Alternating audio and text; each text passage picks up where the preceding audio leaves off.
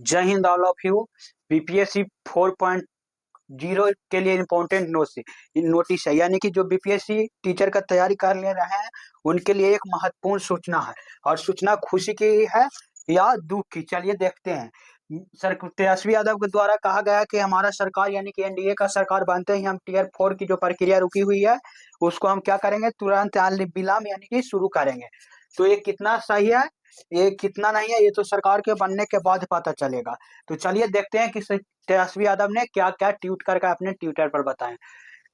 तेजस्वी यादव ने कहा कि सरकार बनते ही टीयर 4 की बहाली शुरू होगी। तेजस्वी यादव बोले।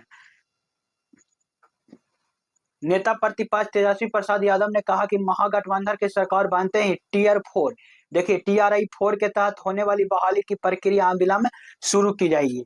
यानी कि खुशी की बात है कि सरकार अगर एनडीए के बनती है तो जो टीयर 4 की प्रक्रिया परीक्षा प्रक्रिया रुकी हुई है, बीपीएससी टीचर की जो वैकेंसी दी गई है उसमें क्या होगा, सुधार कर यानी कि तुरंत एग्जाम लेने का कार्य करेंगे, नोटिफिकेशन जारी कर तुरंत उसको एग्जाम कराने का कार्य करेंगे। कौन? तेजस्वी यादव। ये अपने एक रिपोर्ट पर कहा है, आप पेपर कटिंग भी देख सकते हैं। तेजस्वी यादव बोले कि हम 17 महीने के कार्यकाल में 2 बार 2 लाख से ज्यादा शिक्षकों को बहाली दी है।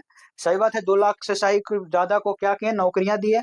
इसलिए आप लोग वोट देने जाने से पहले आप लोग सोचिए कि कौन सा सरकार को हम लोग को रखना चाहिए, कौन से को नहीं रखने चाहिए।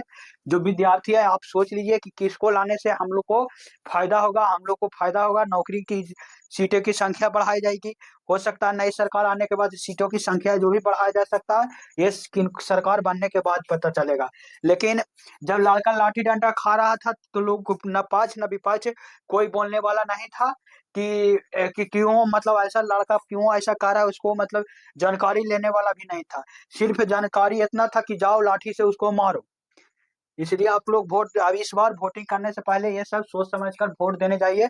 चलिए, मैं आज के लिए इतना ही, मिलते हैं नेक्स्ट क्लास में कल।